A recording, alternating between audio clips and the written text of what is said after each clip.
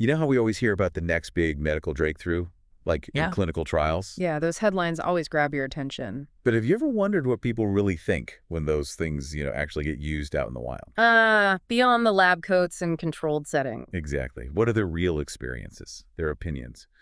Okay, let's get into this because there's something called Health Technology Assessment, HTA. Right, HTA. It's basically a way to evaluate a health technology, but like holistically. Holistically. Meaning not just does it work medically, Mhm. but also what are the social effects, the costs? Are there ethical questions? I see. So the whole package. The whole package. And the idea is to do it systematically, transparently, fairly, Gotcha. robustly. Got it. And well, why is looking at the real world suddenly so important? Weren't trials enough? Well, trials are crucial, obviously, Yeah. but we're realizing more and more how vital it is to see how things perform in, routine care with everyday patients. So not just the carefully selected trial participants. Precisely. That's where real-world data, RWB, comes in, and the insights we get from it. That's real-world evidence, Yeah, I see. RWE. RWD and RWE. Okay, it's about effectiveness in the real world, which sometimes can look pretty different from the efficacy you measure in a super-controlled setting, like a randomized controlled trial or RCT. Right. Efficacy versus effectiveness. That makes Mhm. sense. So where do we find all of this real-world chatter? Well, think about it. Where do people share opinions constantly? Oh, social media. Bingo. Oh. Social media, Twitter, blogs, forums, even YouTube, Facebook. It's just buzzing with patients, caregivers, doctors. It's like a giant unfiltered focus group just happening all the time. Kind of, yeah. But the challenge is, how do you make sense of all that noise, all that text? Yeah, it must be overwhelming. How do you analyze it? That brings us to the core technique here. Sentiment analysis. SA for short. Sentiment analysis. Okay, tell me more. So it uses computer techniques, things like natural language processing, which helps computers understand our language, Mm-hmm. computational linguistics, data mining, to figure out the emotional tone behind the text. So is someone happy, angry, frustrated? Exactly. Are they positive about a new drug, annoyed by side effects, sad about a diagnosis? SA tries to pinpoint those feelings, but on a massive scale. Wow. Teaching computers to read emotions. That's pretty ambitious. It is. And generally, there are two main ways they go about it. Okay. You've got lexicon-based methods. Think of these like using dictionaries of words already tagged as positive or negative. So it counts the happy words versus the sad words, basically. In a nutshell, yeah. It scans the text, compares it to these lists, and gives an overall sentiment score. Okay.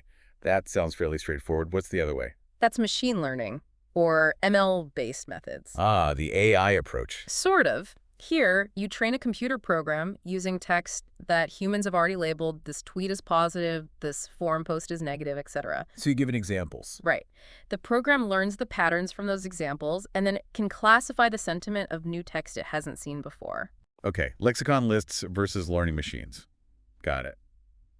So for this deep dive, what's our main goal?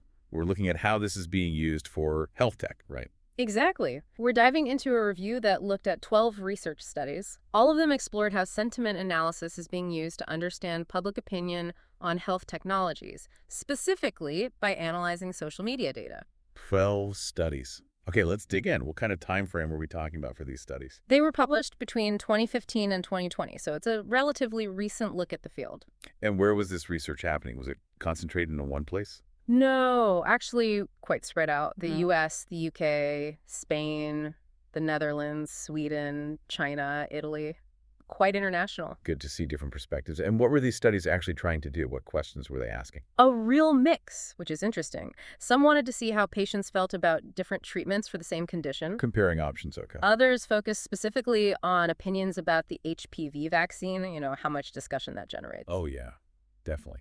Then there were studies looking at experiences with things like orthodontic treatments, or even analyzing views on specific drugs, like infliximab for Crohn's disease. So pretty diverse topics. Cancer, vaccines, orthodontics, specific drugs, and the methods. Did they lean more towards the lexicons or the machine learning? The review found a bit of a preference for machine learning. 7 out of the 12 used ML. Right. 4 used lexicon-based methods, and 1 study actually used a mix of both. Trying to get the best of both worlds, maybe. Potentially, yeah. Or maybe finding one wasn't quite enough for their specific question. Makes sense. And the data sources. Yeah. You mentioned social media, but was it all just Twitter? Twitter was definitely popular. 6 studies used it. But they also looked at blogs and forums, YouTube comments and videos, Facebook, and even Weibo for the study in China. So researchers are going where the conversations are actually taking place. How did they scrape all that data Well, manually? definitely not manually. That would be impossible. They used tools. Several mentioned the Twitter API. API, application programming interface, like a digital key. Exactly. It lets programs access Twitter data automatically. Yeah. Others use tools like Tweetbee, which is specifically for Twitter, or RapidMiner, a broader data science platform. Yeah. Though it's worth noting, quite a few studies didn't actually specify exactly how they extracted the data. Okay. Good to know the tools involved. So, recapping the tech people were talking about, cancer treatments, HPV vaccines, Yep, those were the most common, 4 studies each. Then orthodontics in 2. and single studies on. Infliximab for Crohn's, and also just general discussions about drug treatments on medical forums. Right. And whose opinions were they analyzing? Just patients? Mostly patients or consumers, yes. But a couple of studies also specifically looked at physicians or other healthcare workers. That's important, getting the professional view, too. Absolutely. And for the HPV vaccine studies, some looked at the general public sentiment, and one even analyzed opinions from government sources found online. Government sources. Interesting angle. Okay, I feel like we've got the overview now. Let's dive deeper into the methods. Machine learning first, what kinds of ML were they actually using? It sounds complex. It can be. There was a real variety. For HPV vaccine opinions, some used linear classifiers and decision trees. These are established ways for algorithms to sort data into categories based on features. Okay, sorting opinions. One study on prostate cancer discussions in forums actually developed a new ML technique. It was based on something called the emotion wheel, trying to get more nuanced emotional insights. Beyond just positive, negative. Exactly. For orthodontics, they used a hierarchical naive Bayes classifier. Think of it as classifying sentiment on multiple levels. Like overall positive but negative about cost. Potentially, yeah. Yeah. Something like that. Then there was Opinion Finder used for Facebook posts on Crohn's treatment, support vector machines, SVMs for HPV tweets. SVMs, heard of those? Self-organizing maps, SOMs, combined with the Natural Language Toolkit, NLTK, for cancer forum posts. And for Weibo, they used continuous bag of words and long short-term memory models, LSTM. Wow, that's quite the alphabet soup of techniques. Yeah. So, what were the supposed advantages of using these complex ML methods? Why bother? Good question. The studies pointed out a few things. Some ML methods are better at grasping semantic relationships, the meaning between words, not just individual words. So, understanding context better. Right. That context-aware feature, like in the naive Bayes one, reportedly helped reduce wrong predictions. The hierarchical approach was good for opinions that weren't just simple yes-no. And you mentioned something about side effects. Yes. The study using self-organizing maps found it could highlight frequently discussed side effects. They suggested this could be a useful tool for, like, risk management or pharmacovigilance. Spotting safety signals early from online chatter, that's actually huge. Yeah, there could be, yeah. But I sense a but coming. Oh, wait. What were the downsides or challenges with ML? Definitely challenges. A big one is the need for training data. You often need a lot of text that's already been manually labeled by humans. Which takes time and money. Exactly. And dealing with imbalanced data sets may be way more negative posts than positive ones that can mess up the algorithm's learning. Skew the results. Right. And specifically for Twitter studies, a common limitation mentioned was the difficulty in getting demographic data. You often don't know much about the users posting the tweets. Yeah, knowing who is saying something adds so much context. Yeah. Okay, let's flip to the other side. The lexicon-based methods. The dictionary approach. What tools were used there? These were often more off-the-shelf tools, things like Google Cloud's Sentiment Analysis API. Using existing services. Right. TextBlob was used for chemo tweets. Send to Strength came up for analyzing YouTube comments about Invisalign experiences. Invisalign, okay. And for a study on breast cancer support group discussions about the drug tamoxifen, they used tools called Casual Conc and Linguistic Inquiry Word Count, LIWC. LIWC, I think I've heard of that one too. It looks for psychological markers in text. Something like that, yeah. It counts words in predefined categories.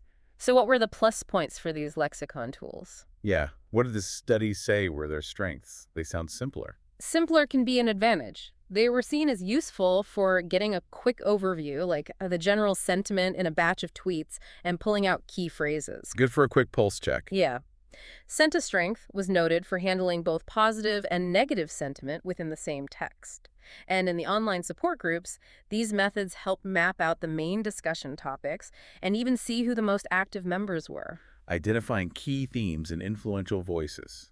Okay? But the limitations. What do they struggle with? Well, because they rely on fixed word lists, they can struggle with nuance. Sarcasm, like you mentioned earlier, is hard. Right. Or subtle negativity. Exactly. Someone might be unhappy but not use explicitly negative words from the dictionary. Also, the character limits on platforms like Twitter mean people might not provide enough context, like which side effect they experience. Not enough space to explain. Right. For YouTube, there was the question of representativeness. Do the suggested videos, the popular ones, really reflect everyone's experience? Good point. The algorithm pushes certain content. And in forums, you might get an overrepresentation of the most active users. Their opinions might drown out others.